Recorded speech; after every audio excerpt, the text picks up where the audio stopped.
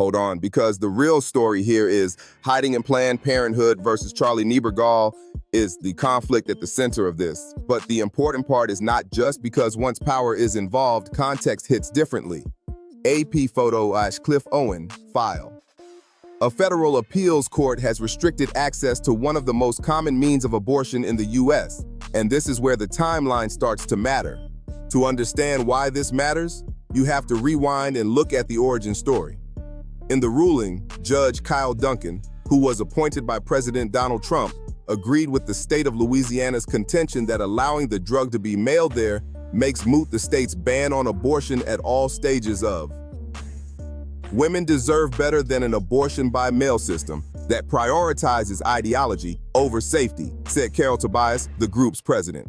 Fast forward to now, and this is not just celebrity gossip. It's Planned Parenthood and Charlie Neibergall fighting over reputation. The judges, all nominated by Republican presidents, noted in their ruling that the FDA could not say when that review might be complete and admitted it was still collecting data because of rare cases of excessive bleeding, but that's only the surface. So the timeline becomes now, an escalation. Then there was the older background. Now there's fresh scrutiny. Escalation is what happens when both get linked together.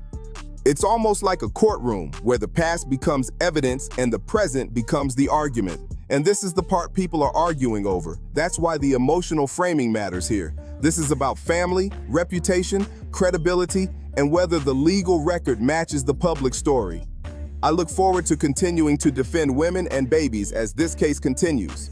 Louisiana Attorney General Liz Murrill, a Republican, said in a statement, "The balanced way to frame this is Planned Parenthood on one side, Charlie Neibergall on the other, and a legal fight where both reputation and evidence matter." Supporters of Planned Parenthood will say the story needs context and that accusations should not define the whole picture. Louisiana and Texas have also sued or indicted healthcare providers from other states for prescribing mifepristone to their residents, testing so-called shield laws in states including New York and California. The other side will say Charlie Neibergall's claims deserve to be tested instead of brushed off. My take is that the past only becomes powerful when the present gives people a reason to reopen it. And that's what makes this bigger than a normal news. The next thing to watch is whether this fades or becomes a bigger problem for Planned Parenthood. Because stories like this either lose oxygen or they keep building until everyone has to respond.